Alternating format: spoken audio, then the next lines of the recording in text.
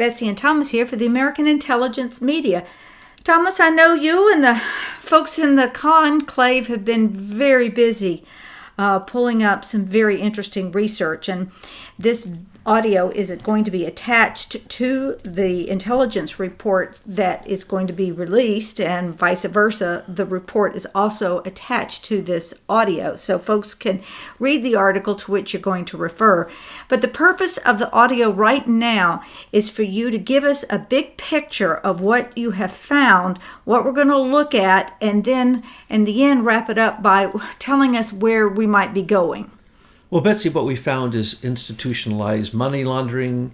We found cronyism that goes back to the 1700s. We found connections to the British monarchy that are also inside the Bank of England, which are also has tentacles that reach into many companies that are servicing America and, in fact, have almost monopolies in certain sectors of the American markets.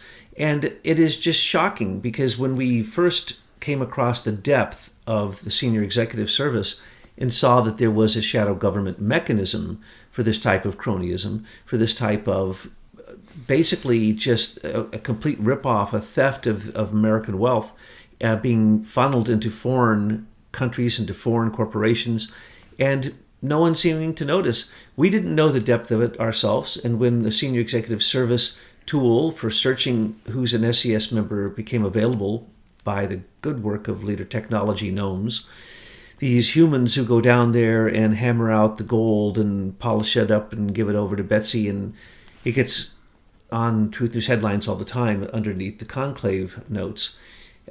So what happens is we saw the corruption, and we knew that there was a path. There was a path from the senior executive service to Serco, and we didn't quite know what that meant. And then there was a path on to Crown agents.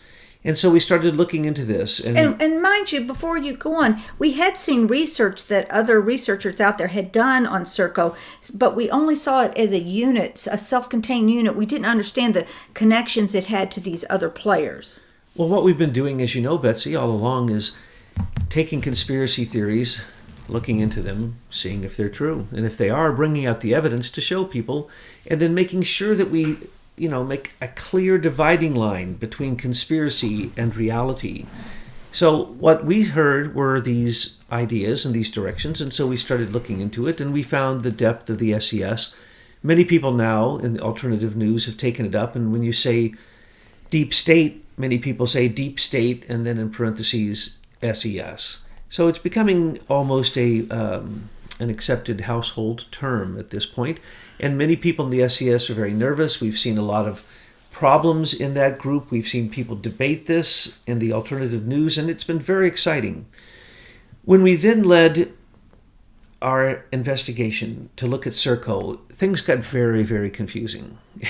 And so we've been in the mines, we've been doing research with all of our different components, not only the Anonymous Patriots and doing this intelligence report, but also with Leader Technologies and Michael McKibben and his team and all these people working together to find out the depth of this. And it's astounding the amount of information that has come forth. Just amazing. We want to thank all those people who've pulled up FOIA documents, who've pulled up government documents for us to look at and to add to our evidence and add to the crime line or the timeline of the Americans for Innovation timeline, which you could go look at and plug in anybody's name, and if they're a criminal, it's going to come up on that crime line if they're a Washington, D.C. criminal, in most cases. So what we found with Serco was very odd. We found that Serco has been bounced back and forth in America as a monopoly in America and as a monopoly in Britain. And we looked first into the abuses of Serco in Britain, where they say that they've basically mismanaged and stolen $80 billion. Serco is called the company, the biggest company you've never heard anything about, or you've never heard of. And it basically controls the data management and all kinds of services, from nuclear services and nuclear power plants to schools in Britain and Australia and Canada and New Zealand and in America. And many, many, many other places. So throughout the world, Serco just has a huge, huge web. and there's a Serco America. Now, Serco America was very, very strange founding. It goes back to, I don't want to get too detailed with this, but it goes back to a company called Radio Corporation of America, the RCA. Most of us remember RCA Victrola with the dog sitting, listening to the first gramophones. And they actually had a monopoly. They had a huge monopoly with the government, and they had to be broken up as a monopoly. And then General Electric bought them. Well, General Electric was a monopoly. And Bell Laboratory, and then AT&T, all these companies to begin with, right after World War I, became fantastic monopolies. Standard Oil, some of them had to be broken into pieces. So GE broke into pieces and sold off RCA, and then part of it, the Serco division for Britain, then came into the hands of two knights of Queen Elizabeth II. And they basically are what we now know are called crown agents. A crown agent, it could be considered a dirty term in the ancient days, in the 1700s, because they were the ones who controlled colonial life. They were higher than anyone. They controlled the supply line, they controlled the economics, they controlled the taxes, and they controlled any corporations. So the British in the northern part of America, of the 13 colonies, and the British East India Company, and then the Dutch East India Company in the southern part, bringing slaves over and taking back resources, and then, of course, the British in the north. So it started back in the 1700s that the British crown agents were incredibly powerful. And it's very hard to separate the Queen out from the Bank of England. So when you look into this, you have to be very, very careful. So when I say sometimes crown agents, that is a generalized term for companies that might have been monopolies, still connected to England, and certainly, definitely still connected to the crown. But these crown agents were here embedded all throughout America in the 1700s, correct? Yes. And so they just didn't pack up and go away. They just became more cunning, and they got into the tentacles of how we operate in America, from our businesses to our government, and they've never left, have they? No, they haven't. And because they write and publish the history books and the media, they can keep this important information away from the average citizen. So we go around waving our flag and going through elections and doing all this, when all the while the Queen is running America. The British Crown and the Dutch are still, to this moment, the Dutch through a company called CT Corporations, which we're going to be talking about in the future, holds basically the corporation papers for anyone in the West who wants to do business. One person, Walter Kloers. Amazing. A Dutch company. Isn't that an amazing thing? All the corporations in America pay a dues to a company in Holland. So when you go back to the Queen and you say the Crown, let's get specific about that. So GE has many military contracts. They're huge. They're practically a monopoly in the early days in electronic warfare in the 70s and 80s, when I was particularly involved with it. But they still, to this very day, are incredibly powerful, and people don't know that they own a huge portion of Lockheed Martin, which has the largest intelligence agency in America, a corporate intelligence agency, and has ripped off the government, the Pentagon, for more money than anybody knows. And that's who we're dealing with. GE is Lockheed in a way, but they are in everything. So when they were in England, they not only set up the nuclear plants there in a company called AWE, Atomic Weapons Establishment, I believe it's called, and GE and a company called Serco were part of that. Well, Serco, when it was in England, was very powerful. They took over when GE was broken up, and their section in England became Serco. But before they came back to America, there are certain companies that just started buying all the tech companies, and another company that started buying all the data management companies, and another company who handled infrastructure data management for airports, for flight control towers, for everything from parking meters to buses, to the schedules for buses, to visa, to immigration. You cannot do anything practically in your life that you do not have Serco handling part of the management of the data of your life. So when Serco came to America, they bought up 3 companies, a company RCI, and that was a huge infrastructure management company. Then they bought up a company called SI International, and it was this gigantic data management company. And then they bought up a company called CACI, which had bought up about 20 tech companies. So when the Queen's 2 knighted crown agents from Serco came to America to start a supposed American version of Serco USA, they bought up all these companies with $450 million from a Cayman Island account. Oh, isn't that clever? Of course, the offshore accounts on the British, 53 Commonwealth nations part of the British Kingdom, the United Kingdom, many are islands that are offshore accounts and tax havens which have these fake dummy companies in them, which we're going to be revealing more and more of. You've seen this in the Panama Papers and other times that you've seen these releases. So that goes again back to the Crown of England. So Serco, when it came here, basically took over the management of our sensitive information for the Department of Defense, for everyone.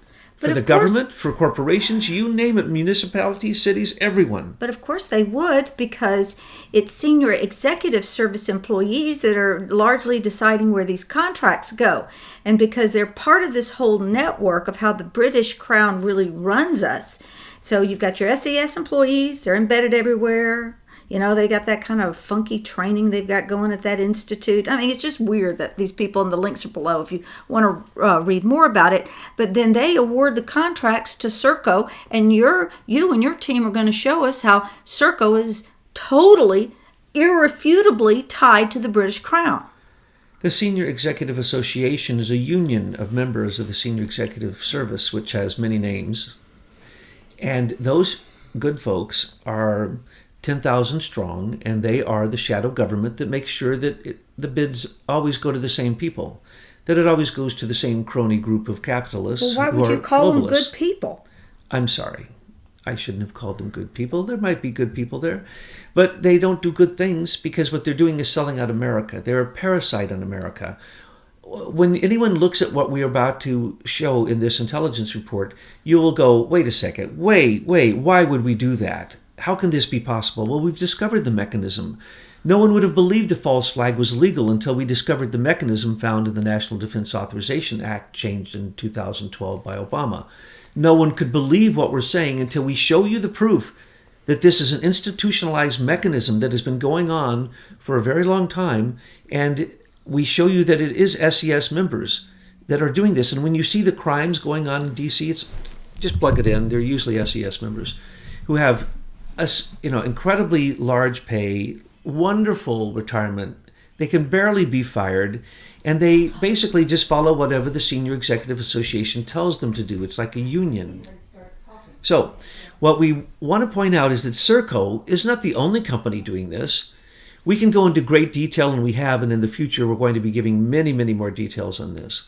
But we can also point out a company that's a British-owned company that goes right back to being owned by the United Kingdom, Dutch companies, and German companies. It's a company called Urenco, which controls the uranium enrichment, diffusion uranium enrichment in Eunice, New Mexico. They said they'd build the plant for $1 billion. Well, then they got $2 billion from us, taxpayers. So we paid for 2/3 of it, but now Britain, Holland, and Germany are benefiting from the uranium that, by the way, huge amounts of uranium the Queen already owned, literally the Queen owned through a company called Rio Tinto. And the Queen has the golden shares in Rio Tinto, so she owns it outright, which means it's also then part of the Bank of England. So it's all interwoven. There's a law in England that says you cannot question any of the business of any of the monarchy. So no one can know what the Queen is up to. I know it sounds crazy, but we're showing you the proof in this intelligence report. Plus, if you study these things, you can find that it's quite commonly known. So the uranium was coming up from Rio Tinto. It was going to New Mexico. It was being enriched, and then she was taking it out of the country to places like Syria, which Israel had to bomb. taken out to places like Iran, to North Korea, to Russia, all over the place, and many other places in the East. And so the Queen somehow has the rights to ship this enriched uranium, not only to our own nuclear power plants here, just as the Russians, through their megaton to megawatt program, which we've discussed many a time, they were also they were in a battle for the uranium market in America. And that's what the Uranium One was all about. It was a battle between this organization called Urenco and an organization called TENAM. And that's why there was all the money laundering and the extortion and the theft and the so on and so forth. Because there was a battle. Because uranium's on its way out. It's going to be replaced by thorium in the next 10 years. That's a guarantee. All uranium nuclear power plants can be retrofitted for thorium. So it's on its way out. But Urenco is a huge company that makes huge money in America. Why aren't Americans doing this? Why are we getting Russian uranium? We have tons of uranium from our missiles that we can just take and downblend it and use it instead of the Russians doing it here in America for us. It makes no sense. Why do we let British Petroleum have multiple contracts in offshore drilling when they've proven themselves to be criminally negligent with the BP Deepwater accident, which has never been cleaned up, and all they did was pay a small fine, nothing compared to the money that they've ripped off from United States of American oil reserves and oil resources? Why are we letting BP drill in Alaska? And then the other company, Dutch Shell Oil, well, that's actually British. So when you say Shell or Amoco, or when you say BP, that's British Petroleum, it all goes back to the same group of people. These are Crown agents working directly for the Queen, and they're taking huge amounts of money out of America. They have more gas stations than even our own Standard Oil or Chevron. This is ridiculous. We were the king of Standard Oil's monopoly in America, and now we let the British take our oil and literally give us our gas stations? How does this happen? SES. These are huge contracts, federal municipal contracts, just like Serco. Urenco, same thing. BP, same thing. Shell Oil, same thing. A company called CGI that manages, that was the company we paid $2 billion to get the Obamacare webpage started. It's a Canadian company. It's the largest data management company in Canada. Well, when you say Canada, you say the Commonwealth. And when you say the Commonwealth, the Queen has a piece of all of it.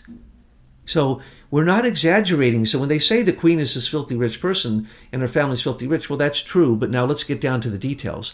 So then we break it down. We show you that British American tobacco, they're the only thing American is we grow the tobacco here. The Brits take it, $46 billion industry a year, kills a minimum of 6 million people worldwide directly attributable to it. The number is probably 5 times greater than that. And so they're killing millions of people a year because they took over American tobacco. When did that happen? When did R.J. Reynolds become BAT? Nobody seems to notice these things.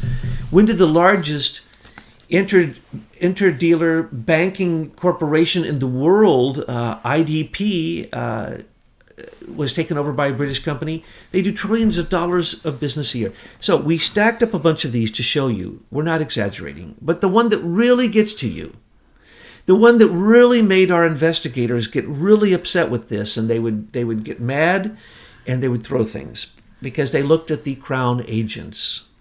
It's called Crown Agents USA Incorporated. And they looked at what they do.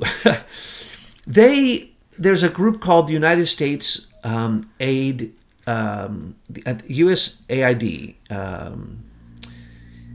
for International Development. United States Agency for International Development is what it's called. They give away $27 billion a year. Well, Crown agents come over and they stand in the middle and they take this money that is given away by the U.S. government, taxpayers, and they just basically absorb it, and then they spend it in third world countries in companies that they own.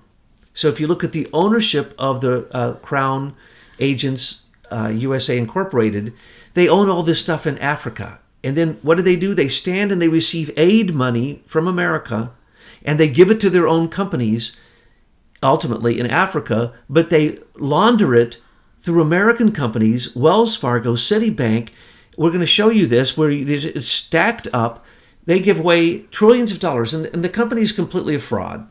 They say they started with $126 million, and they now, in just a decade, manage $80 billion. Not possible. So this aid is never getting to the people it's intended to get to. Obviously not, because if you started with $126 million and $8 billion in backing, see what this company is it's a backing for bankers so that they can't lose.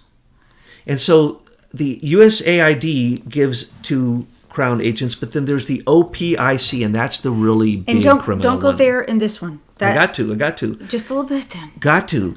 The Overseas Private Investment Corporation is basically a corporate global arm of the USAID, and the Royal Crown Agents, USA Incorporated, and other British companies stand there and just receive the money, and it disappears.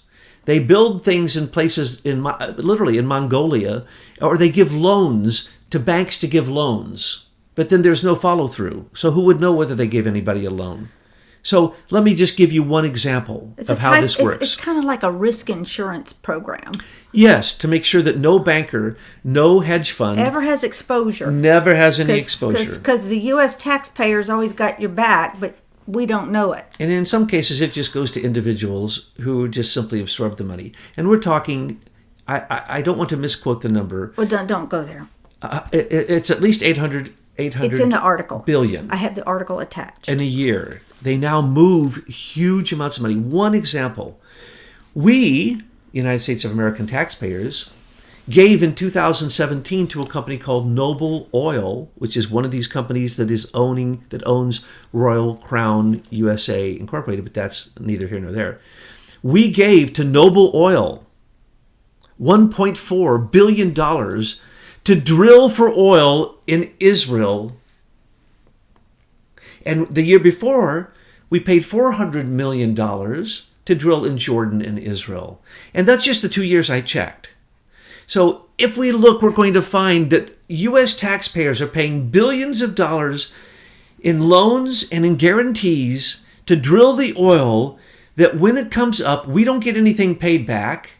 A private corporation, if any money is actually ever made, goes back to the private corporation. So we spend $88 million a year to run the OPIC, the Overseas Private Investment Corporation, and we give $20 million or more. We just throw money at them, but it doesn't really matter because we're given $27 billion, and Israel receives billions of dollars in aid, and then they receive billions of dollars in these fake corporate schemes, which are simply bank schemes to rip off America and to use the United States government as the insurance agency. They even pay hedge funds to insure against political instability. Well, that's all. We're going to be talking about that with OPIC, but we are trying not to overwhelm everyone. We're just trying to go step by step so that it doesn't look too unapproachable. So is there anything else we need to talk about with just the general overview of this before we in this particular audio? No, what we have pointed out, what we want to stick to is the list that has been made. We want to bring attention to the fact that so much of this can be ended by simply having President Trump sign a check to Leader Technologies and end Silicon Valley's monopolies, because this is all about monopolies.